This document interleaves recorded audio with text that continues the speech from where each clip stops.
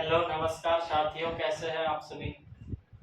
हमने पिछली कक्षा में पढ़ा आकार के आधार पर उद्योगों का वर्गीकरण और आज की कक्षा में हम पढ़ने वाले हैं कच्चे माल पर आधारित उद्योगों का वर्गीकरण, उत्पाद के आधार पर उद्योगों का वर्गीकरण और स्वामित्व के आधार पर उद्योगों का वर्गीकरण आज की कक्षा में हम डिस्कस करने वाले हैं। ठीक है, तो करते हैं शुरू बिना किसी टाइम वेस्ट की। ठीक है, अपन देख रहे थे कच्चे माल पर आधारित उद्योगों का वर्गीकरण। कच्चे माल पर आधारित उद्योगों का वर्गीकरण। ठीक है, कच्चे माल पर आधारित उद्योगों का वर्गीकरण, क्लासिफिकेशन ऑफ इंडस्ट्रीज। ठीक है, उद्योगों का वर्गीकरण। ठीक है भाई, चलो जी हो गया उद्योगों का वर्गीकरण। इसमें 5 प्रकार से पांच आधारभूत शीर्षक स्तंभ होते हैं। उसके आधार पर अपन क्या करते हैं, उद्योगों को बांट देते हैं 5 भागों में। ठीक है, कच्चे माल के आधार पर अपन उद्योगों को 5 प्रकार से बांट सकते हैं। कौन कौन से वो प्रकार है। पहला आता है कृषि के आधार पर। ठीक है, दूसरा आपके आता है खनिज के आधार पे। तीसरा आपके आता है, थर्ड नंबर पे आपके आता है कौन सा, रसायन आधारित। ठीक है, फोर्थ आपके आता है वनों पर आधारित। फिफ्थ आता है आपके पशु आधारित। कच्चे माल पर आधारित उद्योगों को हम 5 प्रकार से बांट सकते हैं। कौन कौन से वो 5 प्रकार हैं, कृषि आधारित, खनिज आधारित, रसायन आधारित, वनों पर आधारित और पशुओं पर आधारित अपन कच्चे माल को बांट सकते हैं। ठीक है, अब अपन इनको एक एक को 1 बाय 1 पढ़ते हैं कि किस में क्या होता है, कौन कौन से कार्य शामिल होते हैं। ठीक है, तो पहला अपन देखते हैं कृषि आधारित उद्योग। ठीक है, कौन सा, कृषि आधारित उद्योग। कृषि आधारित उद्योग क्या होता है, कृषि आधारित उद्योग, इसमें कृषि से अपने को कच्चा माल मिलता है ना। अपन ने प्राथमिक क्रिया में पढ़ा था, कृषि से हमें क्या मिलता है, कच्चा माल मिलता है। तो जो कच्चा माल हमें मिलता है उस कच्चे माल को हम फैक्ट्री में ले जाते हैं और वहां पे उसको क्या कर देते हैं, संसाधित कर देते हैं, परिष्कृत कर देते हैं। उसको करने के बाद जो अपने पास नया प्रोडक्ट बन के आता है, नया उत्पाद जो निकल के आते हैं, उसको अपन क्या करते हैं, बाजारों में बाई कर देते, सेल कर देते हैं। ठीक है, उनको बेच देते हैं। अब जैसे कौन कौन सी चीजें होती है जो कृषि पर आधारित होते हैं, कच्चे माल के रूप में अपने को मिल सकती हैं, जैसे खाद्य पदार्थ हो गया, है ना, फलों के रस हो गया, फलों के रस, फलों का रस। ठीक है, रबड़ उद्योग हो गया, रबड़ उद्योग हो गया, और इसके अलावा हो गया खाद्य पदार्थ हो गए, फलों का रस हो गया, पेय पदार्थ हो गए। पेय पदार्थ में आपके आ जाता है जैसे चाय कॉफी होता है ना, वो इसमें आ जाता है चाय कॉफी। एक आपके आ जाता है वस्त्र उद्योग। वस्त्र उद्योग में जैसे आपके रेशम, ठीक है, सूती हो गया, सूती वस्त्र होता है, रेशमी होता है, जूट हो गया, जैसे ये इसमें आ जाता है। ठीक है, ये इससे कुछ इसके क्या है, कच्चे माल के रूप में अपने को प्राप्त हो सकते हैं कृषि आधारित उद्योगों के अंतर्गत। जैसे अपने खाद्य पदार्थ वगैरह, खाने वाली चीजें, अनाज वगैरह हो जाते हैं, अपने को खाने के लिए कच्चा माल मिल जाता है खेतों से। ठीक है, वही बात करें फलों का रस, जैसे आम का रस हो गया, गन्ने का रस हो गया। ठीक है, रबड़ उद्योग हो गया, ये भी अपने को क्या है, कच्चे माल के रूप में पेड़ से प्राप्त होता है। वहीं आगे पेय पदार्थ चाय कॉफी, ये भी अपने को कृषि से प्राप्त होता है।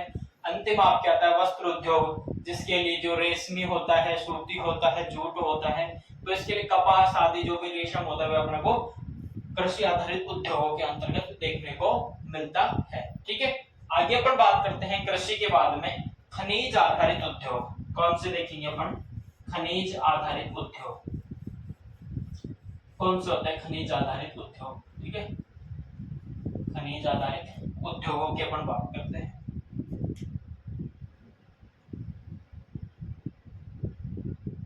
खनिज आधारित उद्योग, खनिज आधारित उद्योग कौन से होते हैं? भूमि से अपने को क्या मिले? खनिज मिले, हमने उसकी क्या की? माइनिंग की और उसको निकाल लिया और उसको कच्चे माल के रूप में उसको उपयोग में ले लिया। ठीक है, जैसे ये धरातल है, ठीक है, यहाँ पे अपने को मिल जाता है, जैसे कोई खनिज मिल गया, फिर अपन ने क्या किया? मशीनों के द्वारा उसको निकाला। ठीक है, निकाल के उसको फैक्ट्री में ले गए, परिष्कृत किया और उससे कोई नया उत्पाद बना के उसको मार्केट में बेच दिया। ठीक है, तो ये भी अपने कहां से मिला? प्रकृति से मिला।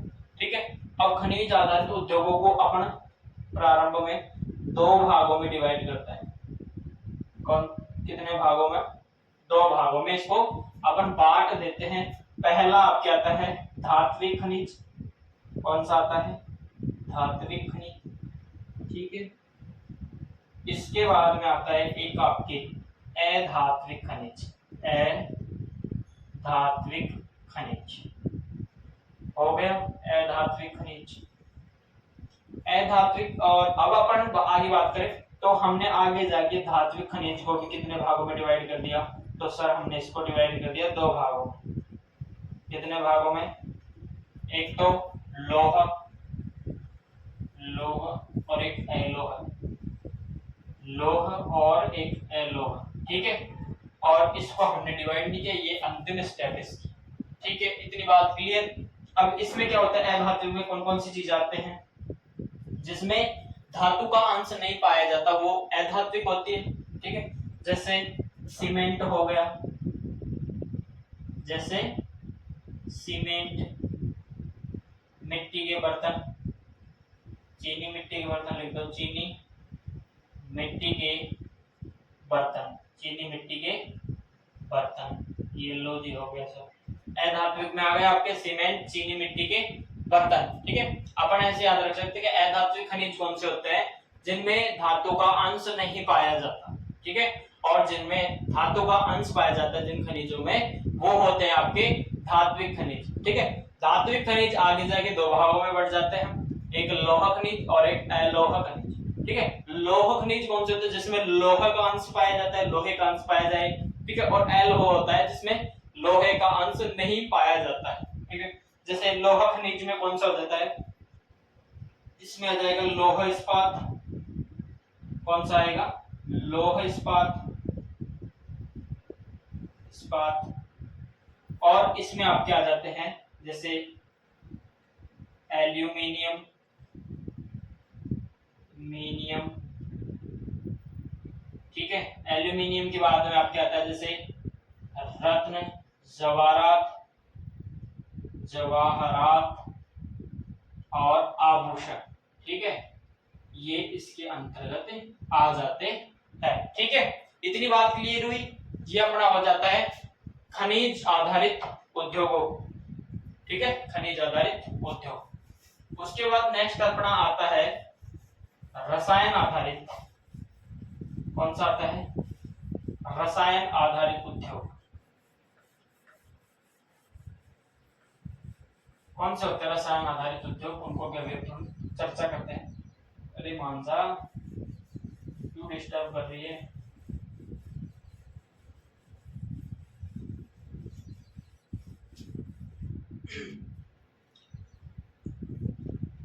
नेक्स्ट अपन बात करते हैं, तीसरा अपन आता है रसायन आधारित, रसायन आधारित उद्योग। ठीक है, रसायन आधारित उद्योग क्या होता है? इसमें रसायन आधारित उद्योग में प्रकृति से अपने को रासायनिक खनिज मिलते हैं, अपन उसका कच्चे माल के रूप में उपयोग लेते हैं। जैसे पेट्रो रसायन उद्योग है। कौन सा उद्योग है? पेट्रो रसायन उद्योग है। ठीक है, पेट्रो रसायन उद्योग है। इसके लिए जो कच्चा माल होगा, इसके लिए जो कच्चा माल होगा, जैसे अपना खनिज तेल, खनिज तेल समझते हो? नहीं समझते सर? खनिज तेल होता है आपके पेट्रोलियम। कौन सा? पेट्रोलियम। ठीक है, इसका इसमें उपयोग किया जाता है। समझ में आई बात? इतनी बात घुस गई क्या भेजे में? अभी इतनी बात तो भेजे में घुस गई क्या?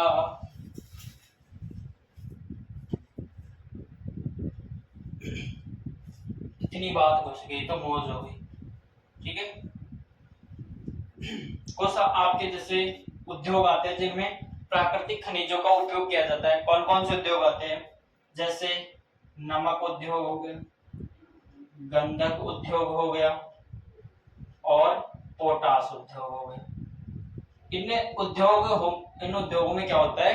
प्राकृतिक खनिजों का उपयोग किया जाता है। जैसे पेट्रो रसायन उद्योग था, इसमें खनिज तेल का उपयोग हुआ। वैसे ही नमक, गंधक और पोटास उद्योगों में भी प्राकृतिक खनिजों का उपयोग होता है। किनका उपयोग होता है? प्राकृतिक खनिजों का। ठीक है, कुछ उद्योग ऐसे भी होते हैं जहां पे लकड़ी और कोयले को कच्चे माल के रूप में उपयोग लिया जाता है। लकड़ी और कोयले को, ठीक है, किस रूप में? कच्चे माल के रूप में, माल के रूप में प्रयोग किया जाता है। प्रयोग किया जाता है। ठीक है, कुछ उद्योग होते हैं जैसे नमक, गंधक, पोटास उद्योगों में प्राकृतिक खनिजों का उपयोग किया जाता है। वैसे ही कुछ उद्योग ऐसे भी होते हैं जिसमें लकड़ी और कोयले का उपयोग भी कच्चे माल के रूप में किया जाता है। ये भी क्या है? प्राकृतिक खनिज ही है, एक प्रकार से क्या है? प्राकृतिक खनिज। इन उद्योगों के लिए भी मान सकते हो आप। ठीक है, अब अपन इसके एग्जांपल्स की बात करें, कौन कौन सी चीजें आती है इसमें। तो एग्जांपल की हम बात करें तो एक तो आपके आ जाता है कृत्रिम रेशा बनाना, बनाना यानी केला। ठीक है, मेक मानी बनाना, बनाना मानी केला। जैसे कृत्रिम रेशा बनाना और प्लास्टिक निर्माण इसके अंतर्गत आते हैं। ठीक है, आपसे एग्जाम में कैसे प्रश्न पूछेगा? प्लास्टिक निर्माण निम्न में से किस उद्योग पर आधारित है?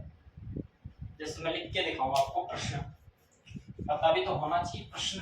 छोटा प्रश्न कैसे भाई? बड़ा प्रश्न तो क्या होगा? खनिज आधारित उद्योगों के बारे में लिखिए या कच्चे माल पर आधारित उद्योगों के बारे में विस्तार से बताइए। भाई बड़ा प्रश्न तो ये होगा, है ना? जैसे आपकी फैमिली में 12 लोग हैं, अब आपसे बड़ा प्रश्न क्या होगा? अपनी फैमिली का वर्णन कीजिए। ठीक है, अब अगर छोटा प्रश्न कहां से कैसे पूछेगा? जैसे आपकी फैमिली में रोहन नाम का कोई लड़का है, फिर पूछेगा रोहन कौन था। अब आपको बताना होगा, पूरी फैमिली का आपको याद होगा, तभी आप बता पाओगे कि रोहन कौन था फैमिली, है ना? तो प्रश्न आपसे कैसे पूछेगा? जैसे निम्न में से प्लास्टिक निर्माण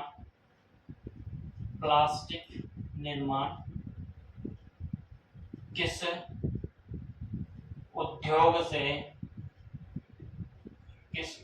से संबंधित है? क्या है? किस उद्योग से संबंधित है? ठीक है, अब आपको 4 ऑप्शन दे दिए उसने। पहला दे दिया पशु आधारित। ठीक है, फिर आपको दे दे बड़े पैमाने के उद्योग,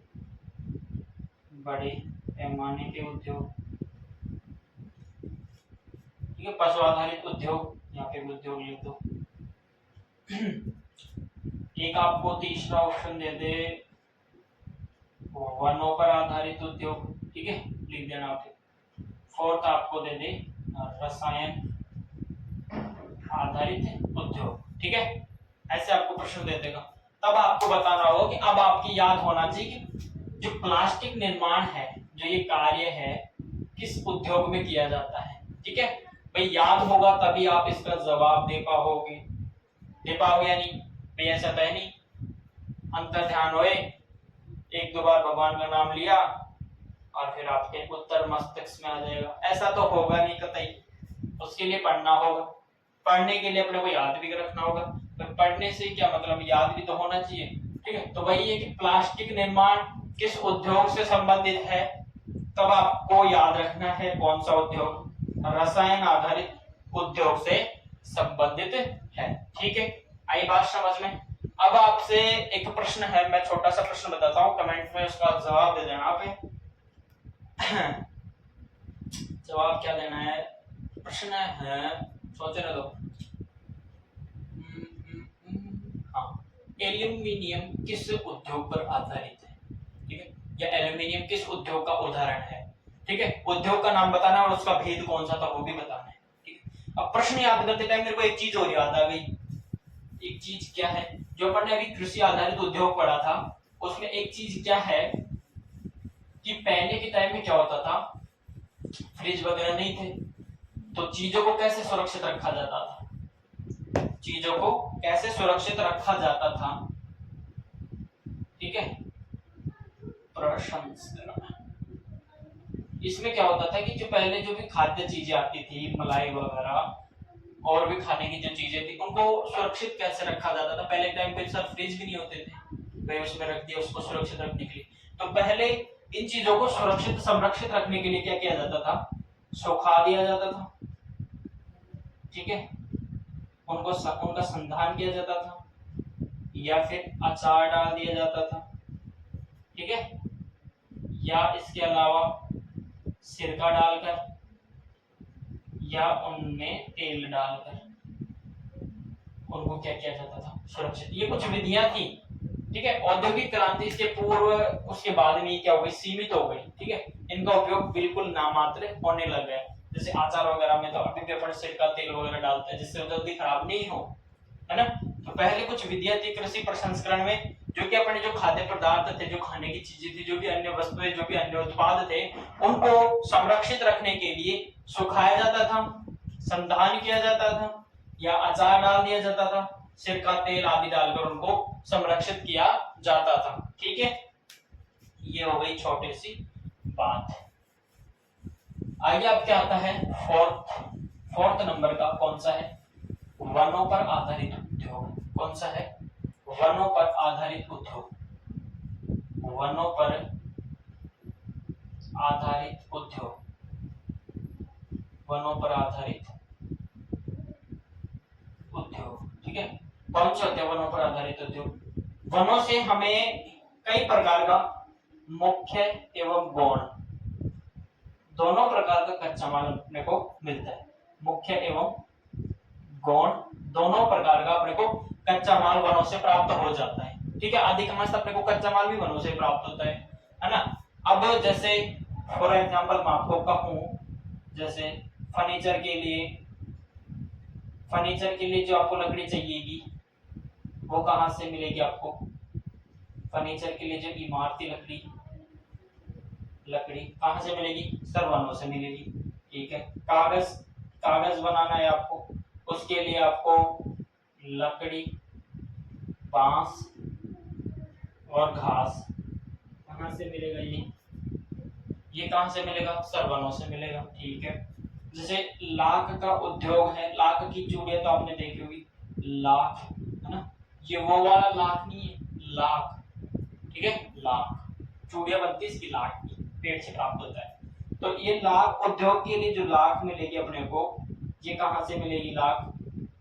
सर ये भी हमें वनों से ही प्राप्त होती है। ठीक है, आगे आपकी छोटी छोटी चीजें, इसमें कोई ज्यादा खास बड़ी भारी बात नहीं है। अब आप ही देख लो कच्चे माल पर आधारित उद्योग कितने छोटे छोटे हैं। ठीक है, नेक्स्ट आपके पांचवें नंबर का था, फिफ्थ नंबर का, पशु आधारित उद्योग। कौन सा? पशु आधारित उद्योग। ठीक है, पशु आधारित उद्योग में क्या होता है? चमड़ा और ऊन, दो चीज याद रखना, चमड़ा और ऊन। कौन कौन? एक तो चमड़ा, दूसरा ऊन। ये क्या है?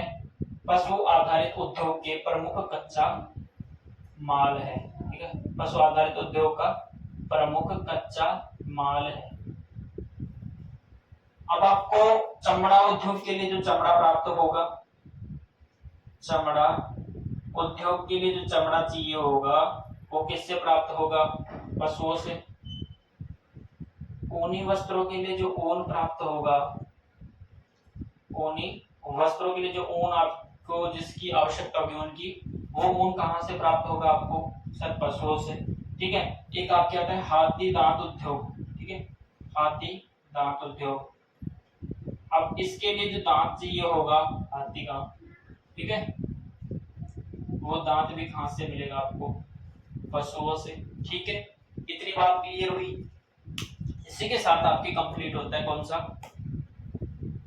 कच्चे माल पर आधारित उद्योगों का वर्गीकरण।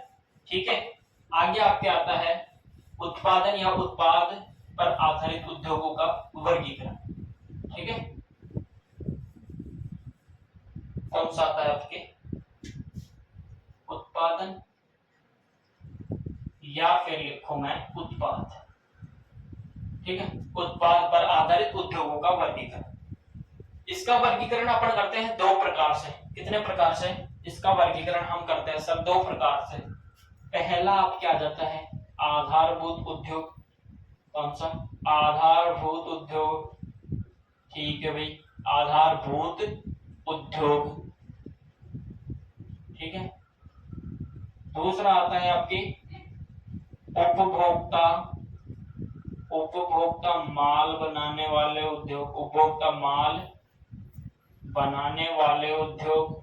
ठीक है, बनाने वाले उद्योग, या फिर मैं इसको लिख दूं गैर आधारभूत उद्योग। क्या लिखूं?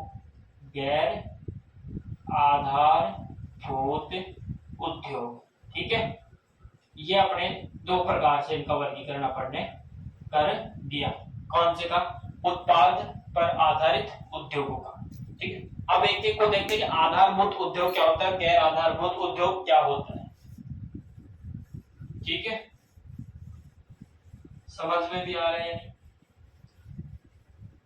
बता दिया करो किसी भी प्रकार का कोई डाउट हो तो। ठीक है, आधारभूत उद्योग क्या होता है सुनना। एक एग्जांपल देता हूं मैं। मेरे को कपड़े की मिल खोलनी, ठीक है, कपड़ा वस्त्र उद्योग खोलना है। ठीक है, मोटी मोटी चीज समझना। मेरे को खोलना है वस्त्र उद्योग, कपड़ा फैक्ट्री। ठीक है, जैसे मुझे खोलना है वस्त्र उद्योग। अब पहले क्या करूंगा मैं? सर पहले मैं उसमें मशीनें लगाऊंगा। ठीक है, अब मशीनें किससे बनी है? सर लोहे से।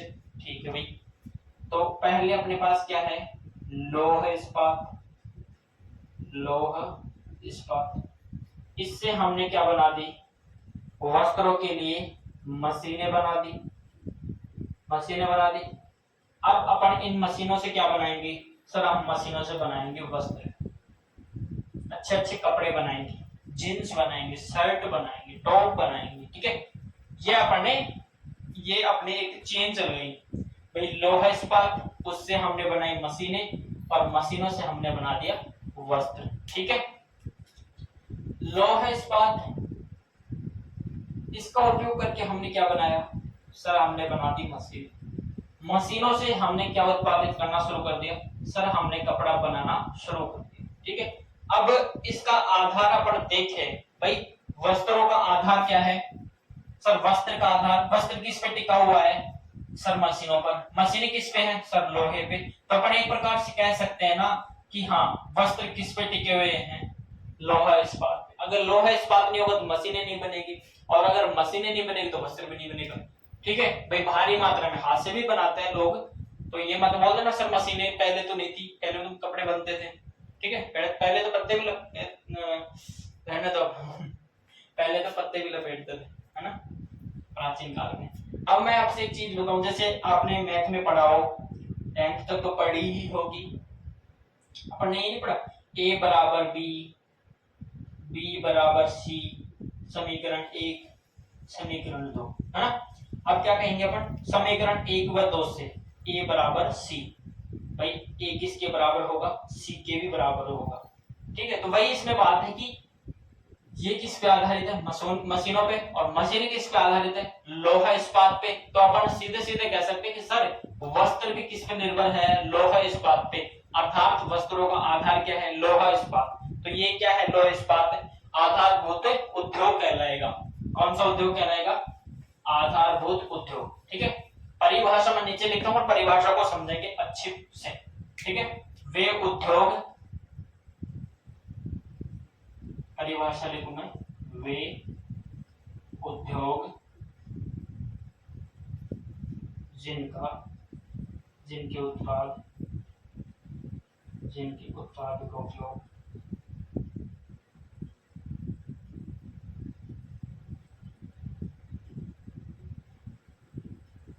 अन्य उद्योग के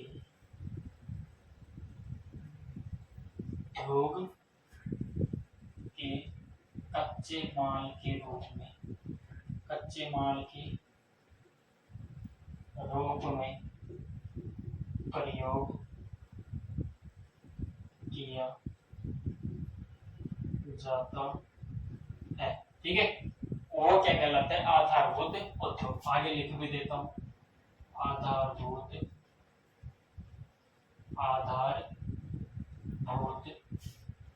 उद्योग कहलाते हैं। ठीक है, उद्योग कहलाते हैं। लो जी, परिभाषा लिख दी मैंने। ठीक है, वे उद्योग जिनके उत्पाद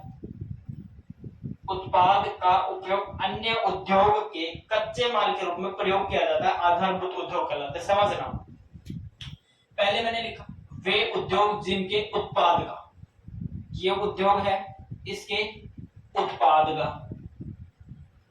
ठीक है, वे उद्योग जिनके उत्पाद का, आई बात समझ में? यहां तक आ गए अपन।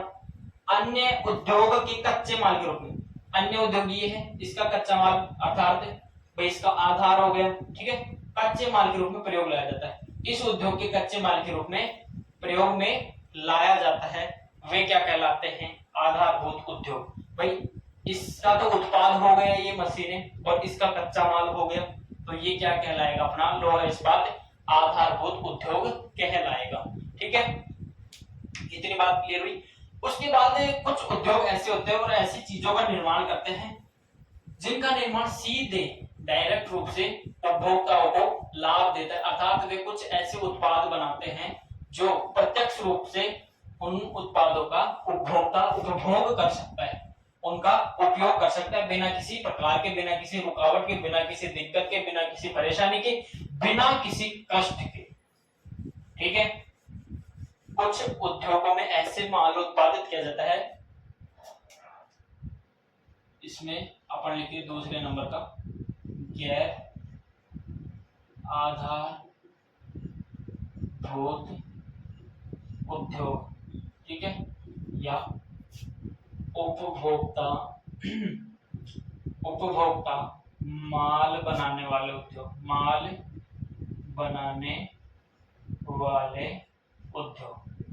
ठीक है, इसके दो नाम है, याद रख लेना, गैर आधारभूत उद्योग और उपभोक्ता माल बनाने वाले उद्योग। अभी अपन ने बात की कुछ उद्योग ऐसे होते हैं जो प्रत्यक्ष रूप से ऐसे उत्पाद का निर्माण करते हैं जिनका जो उपभोक्ता होता है, उपयोग लेने वाला जो ग्राहक होता है, प्रत्यक्ष रूप से उनका उपभोग कर लेता है। जैसे ब्रेड हो गया, ब्रेड, ठीक है, बिस्किट,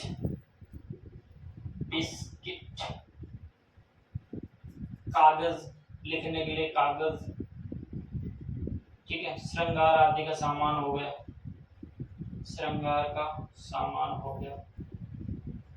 तो जो आदि उद्योग होते हैं ऐसे, अब इन उद्योग, ब्रेड बना दी, ब्रेड आपके पास है, आपने खा ली, ठीक है, अब इसके लिए आपको कुछ मंत्र वगैरह थोड़ी ना पढ़ना पड़ा। बिस्किट लिया, बनाया, मार्केट में भेजा, मार्केट से खरीदा, खा लिया, आई बात समझ में? अब आटा है, समझना, आपने आटा है, आटे का क्या हुआ, आप जैसे मार्केट में लेते, मार्केट में थोड़ी ना खाना शुरू कर देते उसको, अगर ये ऐसे नहीं ना, घर पे आओगे, बनाओगे अच्छी प्रकार से, उसको सेकोगे, ठीक है, रोटियां बनाओगे उसकी, फिर उसको अच्छी प्रकार से खाओगे। बिस्किट क्या है, खरीदा, खा लिया। अब उसको थोड़ी ना पकाना है, सेकना है, घर पे थाली में रख के फिर खाना है। तो ये कुछ कैसे है, गैर आधारभूत उद्योग अर्थात उपभोक्ता सामान बनाने वाले उद्योग, ऐसी चीजें हैं कि जो इसका अपन प्रत्यक्ष रूप से उपभोग कर सकते हैं। अपने का मतलब क्या है, उपभोक्ता। ठीक है, बस इतनी सी बात है इसमें। अब लास्ट आपके जो वर्गीकरण आता है, ठीक है, जो आपके लास्ट क्लासिफिकेशन आता है वो आता है स्वामित्व के आधार पर, बंटवारे के आधार पर। किसके आधार पे, स्वामित्व के आधार पे उद्योगों का वर्गीकरण आता है। क्या है, मैं लिखूं स्वामित्व के आधार पर, के आधार पर उद्योगों का वर्गीकरण, उद्योगों का वर्गीकरण, क्लासिफिकेशन, वर्गीकरण। ठीक है, स्वामित्व के आधार पर उद्योगों का अगर अपन वर्गीकरण करते हैं तो अपने पास 3 प्रकार निकल के आते हैं। 3 प्रकार कौन कौन से आते हैं, पहला आपके आएगा सार्वजनिक क्षेत्र के उद्योग, सार्वजनिक क्षेत्र के उद्योग, सार्वजनिक क्षेत्र के उद्योग। सर ऐसे तो मेरे को पता है, एक निजी क्षेत्र के उद्योग, हाँ ये निजी क्षेत्र के उद्योग। सर 2 तो हमने पढ़ा है भाई, एक तो तेरा और एक सबका, एक तो मेरा और एक सबका। ठीक है, एक तो खुद का हो गया और एक सार्वजनिक सभी का हो गया, निजी। सर ये तीसरा आप गलत तो नहीं पढ़ा रहे, निजी क्षेत्र के उद्योग। हमने तो सर अभी तक 2 ही पढ़े, पहले भी हमने छोटी कक्षा में पढ़ा था, तब हम भी 2 ही प्रकार के पढ़े थे, एक तो निजी एक सार्वजनिक। भूमियां हमने पढ़ी थी भाई, निजी भूमि संवैधानिक भूमि। आप 3 बता रहे हो कैसे। तो तीसरा कौन सा होता है देखना, तीसरा होता है संयुक्त क्षेत्र के उद्योग। कौन से, संयुक्त क्षेत्र के उद्योग, संयुक्त क्षेत्र के उद्योग। अब मैं आपको एक बार फटाफट से मोटा मोटा बता देता हूँ, फिर इसको एक बार विस्तार से भी देखेंगे। मोटा मोटा क्या है, सार्वजनिक क्षेत्र क्या होता है, जिस पर सरकार का अधीन होता है। किसका अधीन, सरकार का। ठीक है, ये उद्योग होते हैं सरकार के अधीन। ठीक है, निजी क्षेत्र की उद्योग वे होते हैं जिस पर एक व्यक्तिगत संगठन का अधिकार हो। ठीक है, जिस पर व्यक्ति विशेष का क्या हो, अधिकार हो। ठीक है भाई, सार्वजनिक क्षेत्र के उद्योग कौन से होते हैं, सरकार का अधिकार हो। और निजी क्षेत्र के उद्योग कौन से होते हैं, जिस पर एक व्यक्ति विशेष का, एक पर्सनल व्यक्ति का अधिकार हो। और संयुक्त क्षेत्र के उद्योग कौन से होते हैं, दोनों का समावेश, अर्थात सरकार का भी उसमें रोल रहेगा और एक निजी कंपनी का भी। ठीक है, आई बात समझ में। सरकार के अधीन सार्वजनिक क्षेत्र के, एक व्यक्ति विशेष के अधीन निजी क्षेत्र के उद्योग, और दोनों का अगर अपन ने कंबाइन कर दिया, दोनों ने मिलाकर एक उद्योग बना दिया, एक उद्योग स्थापित कर दिया, तो वो आप क्या जाता है, संयुक्त क्षेत्र के उद्योग। ठीक है, अब अपन देखते हैं को बारी बारी से, एक एक को देखते हैं बारी बारी से। ठीक है,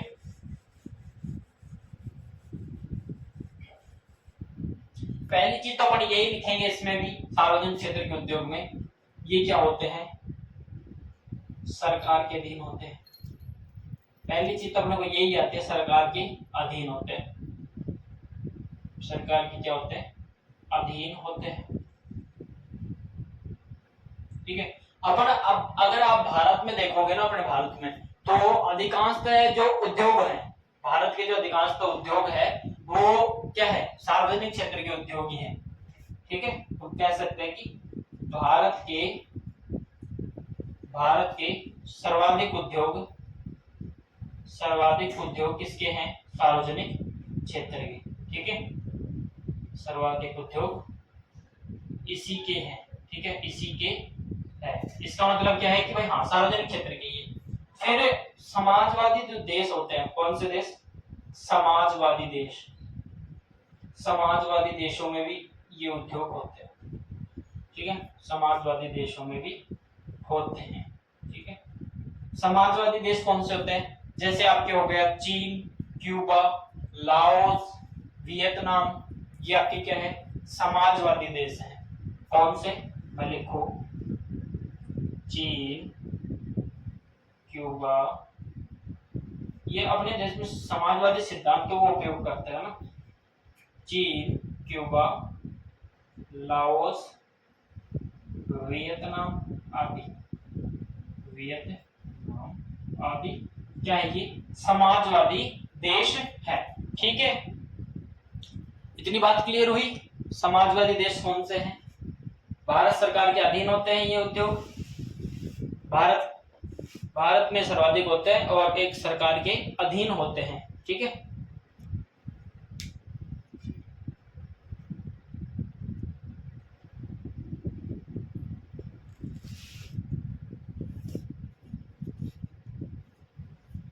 कुछ राष्ट्र ऐसे भी होते हैं, कुछ राष्ट्र ऐसे भी होते हैं, कैसे होते हैं, कुछ राष्ट्र ऐसे होते हैं जहां पे निजी और सार्वजनिक क्षेत्र दोनों प्रकार के उद्योग पाए जाते हैं, दोनों प्रकार का श्रम होता है, दोनों प्रकार का उद्यम होता है, जिन्हें अपन कहते हैं मिश्रित अर्थव्यवस्था वाले देश। ठीक है, एक और लिख लो इसमें, उत्तरी कोरिया, उत्तरी कोरिया। ये तो हो गई इसकी बात। आगे अपन बात करें निजी क्षेत्र के उद्योग कौन से होते हैं। निजी क्षेत्र के उद्योगों के अपन बात करें कौन से होते हैं निजी क्षेत्र के उद्योग, तो देखना निजी क्षेत्र के उद्योग कौन से होते हैं।